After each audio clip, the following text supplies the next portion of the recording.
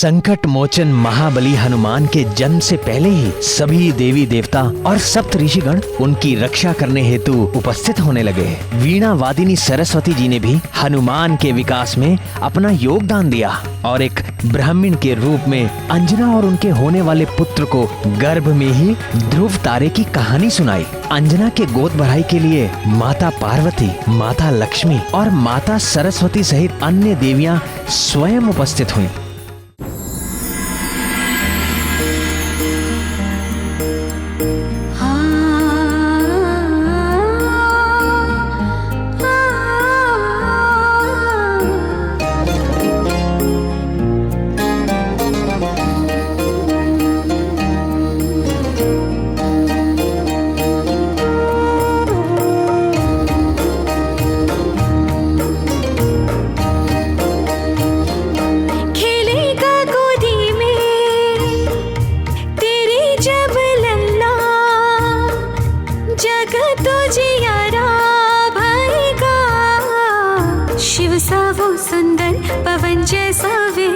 जग केसरी नंदन कहेगा, जग केसरी नंदन कहेगा, जग केसरी नंदन कहेगा, जग केसरी नंदन कहेगा।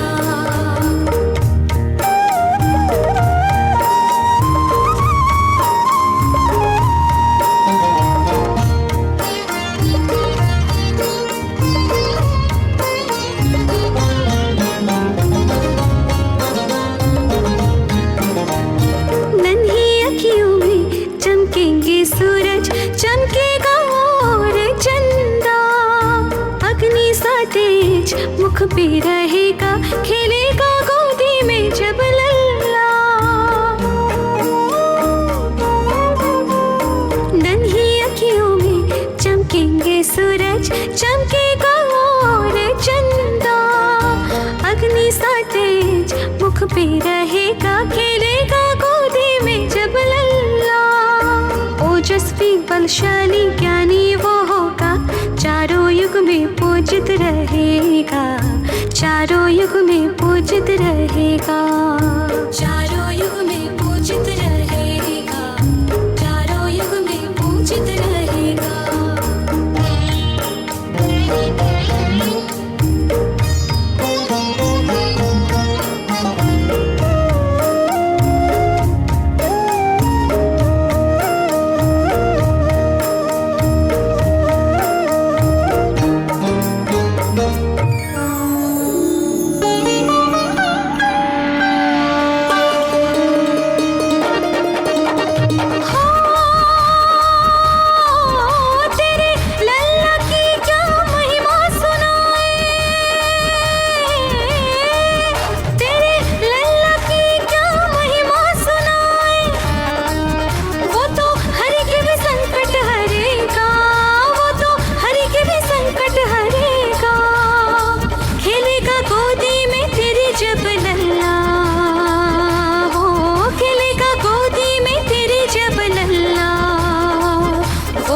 जगो जियारा भयेगा, वो तो जगो जियारा भयेगा, जगो जियारा भयेगा, वो तो जगो जियारा भयेगा।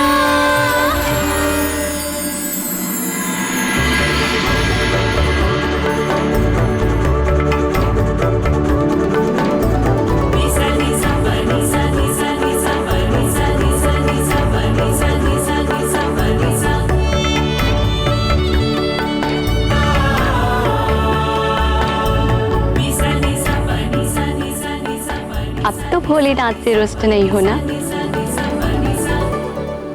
चलो उमा, मेघ फिर से घिर आए हैं, बरसने से पहले ही हम प्रस्थान करते हैं। भक्त ध्रुव को नारद जी ने द्वादशाक्षरी मंत्र दिया, किंतु तुम्हारे लाल के लिए जगत को तारने वाला 2 अक्षरों का तारक मंत्र है राम। राम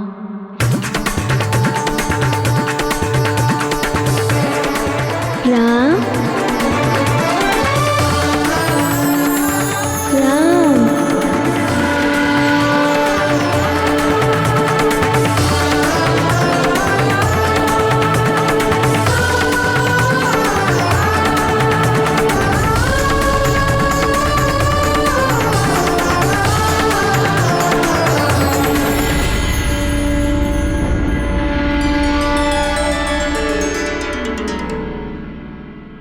अब हम सबको आज्ञा दीजिए।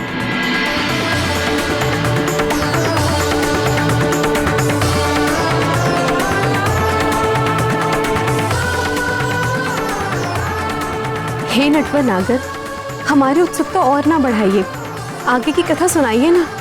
हाँ श्याम सुंदर, बताइए ना आगे क्या हुआ। मेरे संकट मोचन का जन्म होता, इसके पहले ही उनके प्राणों को संकट में डालने वाला एक शत्रु उपस्थित हो गया। अजन्मे शिशु का शत्रु? ऐसी नीचता किसने की नाथ?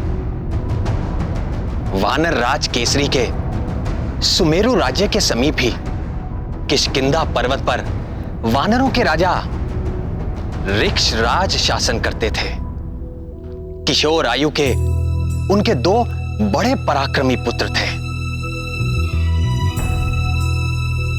बाली और सुग्रीव।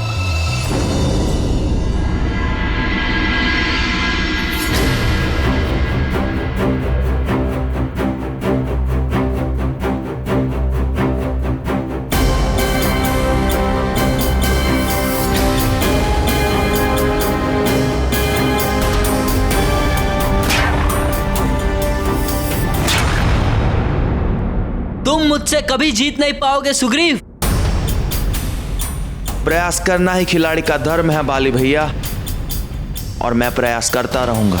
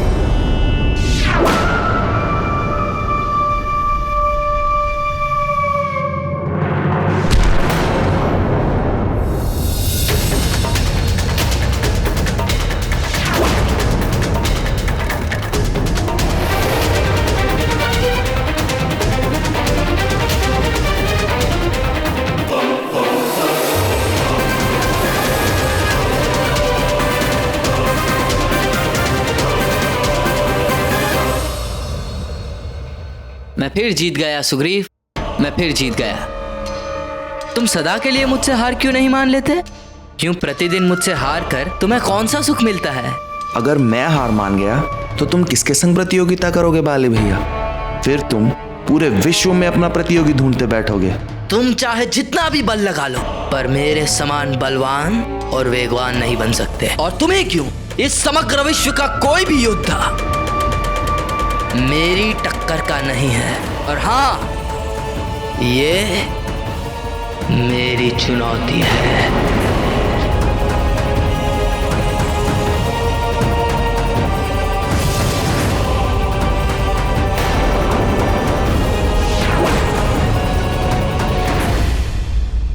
तो एक और चुनौती के लिए तैयार हो? तैयार हूं बाली भैया।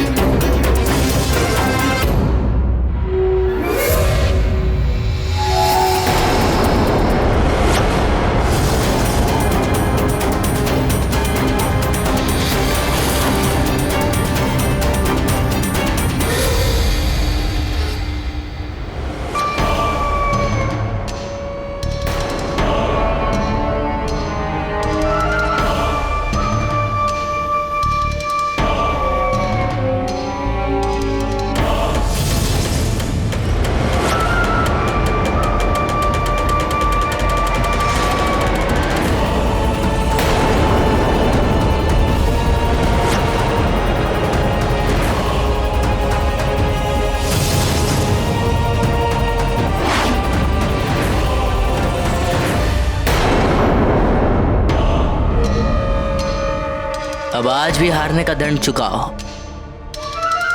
जाओ मेरे लिए केले लेके आओ। अभी लाता हूँ भैया।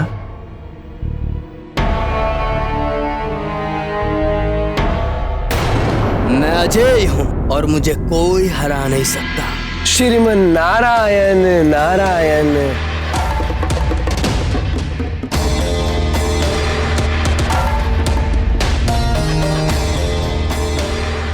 प्रणाम मुनिवर। मैं अजय हूँ, ये मेरा अहंकार नहीं सत्य है।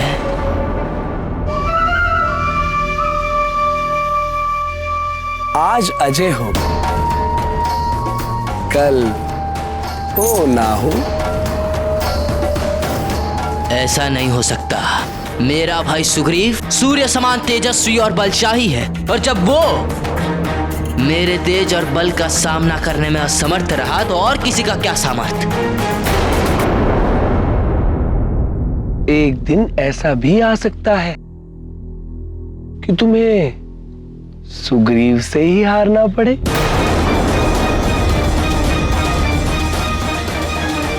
इसलिए कहता हूं कि अपने बल का अहंकार ना करो। परम पुरुष नारायण की माया के आगे किसी की कुछ नहीं चलती। हे मुनिवर, क्या सचमुच ऐसा हो सकता है? हो सकता नहीं, ऐसा ही होगा।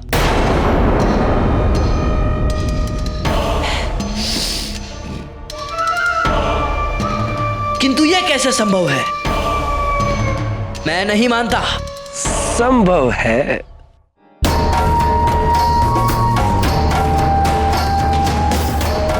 जब सुग्रीव को इस धरती के सबसे शक्तिशाली योद्धा का सहयोग मिलेगा तो तुम्हारी हार होकर रहेगी। सबसे शक्तिशाली योद्धा वो तो मैं हूं। ये तो तुम्हारा भ्रम है बाली। तुमसे भी शक्तिशाली योद्धा शीघ्र ही जन्म लेने वाला है। उसके बल के आगे तुम जैसे प्राणियों का ही नहीं, देवताओं का बल भी फीका पड़ जाने वाला है। इसलिए सर्वश्रेष्ठ योद्धा होने का घमंड छोड़ दो वत्स। किंतु वो है कौन? सुमेरु के शासक वानर राज केसरी का होने वाला पुत्र।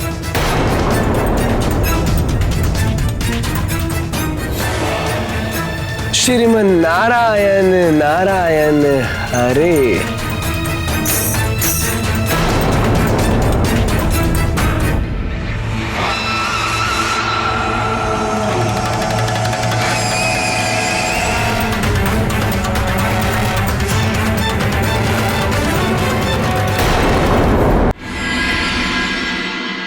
देवर्षि नारद जी की शिक्षा से उल्टे बाली के मन में शत्रुता का ऐसा बीज पड़ा जो बिना किसी विलंब के अंकुरित होकर कुकृत्य रूपी फल देने वाला पाप वृक्ष बन गया। किंतु हे सर्वज्ञ सर्वेश्वर, नारद जी तो देवर्षि है। सब कुछ जानते बूझते हुए भी उन्होंने ऐसा किया ही क्यों? वो जो करते और कहते हैं उससे अंततः देवताओं और लोक का कल्याण ही सिद्ध होता है। किंतु उस समय ऐसा प्रतीत होता है कि वो देवताओं और प्राणियों का अहित कर रहे हैं। इस बार भी ऐसा ही हुआ।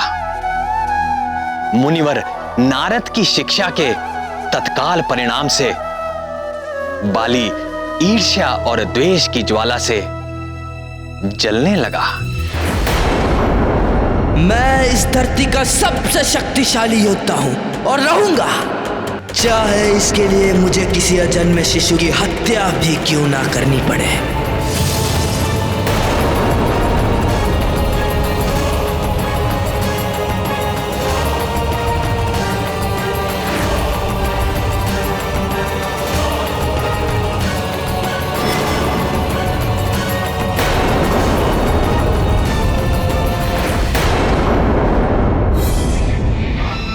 मुझे ऐसा रसायन चाहिए जिसे खाकर तत्काल मृत्यु हो जाए।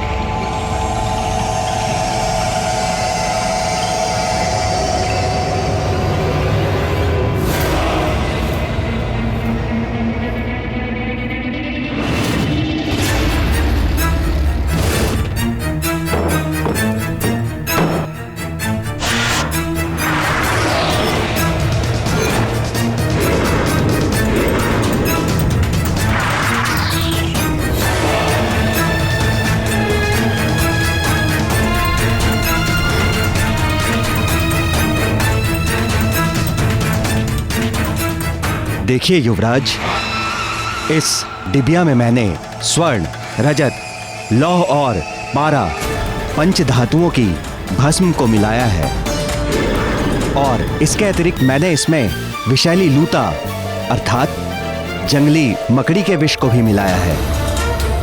अब ये विष ऐसा तैयार हो गया है जो तत्काल मृत्यु को देने वाला है और इसका लक्षण भी ऐसा होगा कि अच्छे से अच्छा वैद्य भी ठीक ठीक निर्णय नहीं ले पाएगा कि इस विष की प्रकृति क्या है। उपचार तो दूर की बात है युवराज।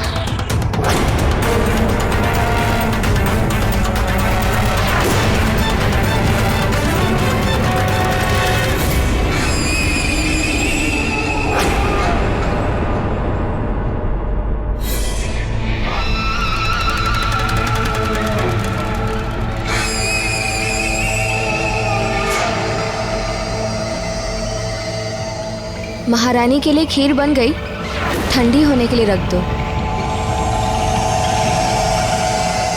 बाली अपने प्रतियोगी को जन्म लेने से पूर्व ही मार देने का हठ ठान चुका था।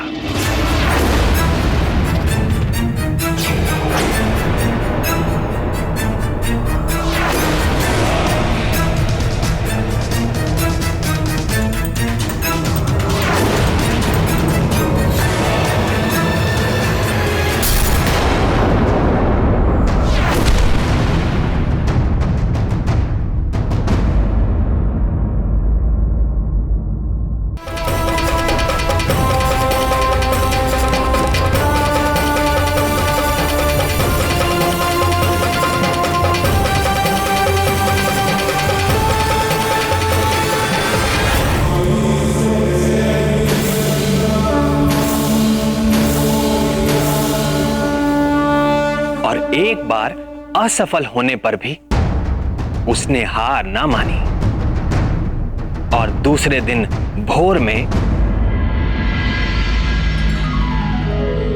नमः शंभवाय च मायो भवाय च नमः शंकराय च मयस्कराय च नमः शिवाय च शिवतराय च।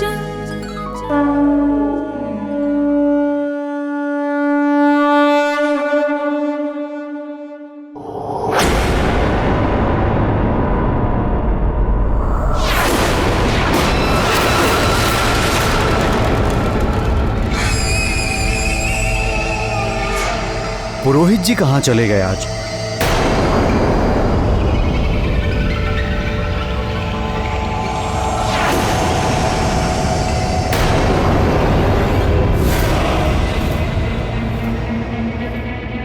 लगता है इस स्थान से अपरिचित हैं आप।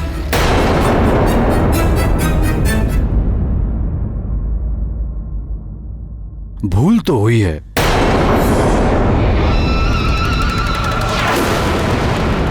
यदि पुरोहित जी यहाँ होते तो महारानी को खीर का दोना नहीं, संपूर्ण पात्र ही सौंप देते।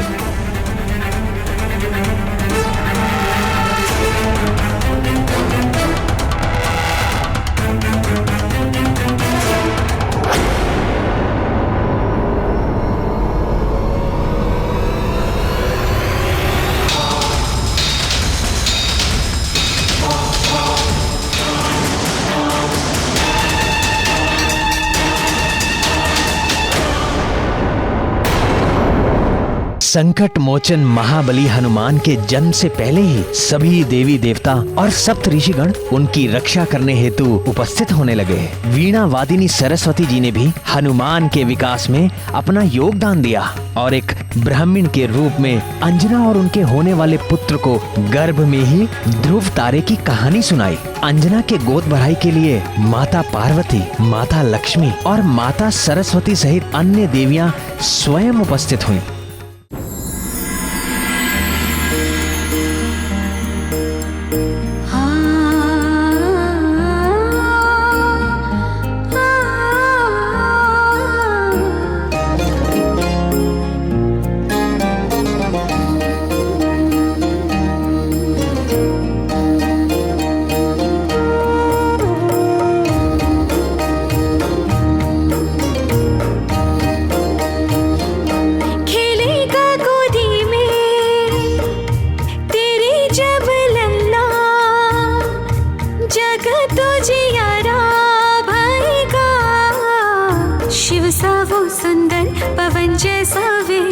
जग केसरी नंदन कहेगा, जग केसरी नंदन कहेगा, जग केसरी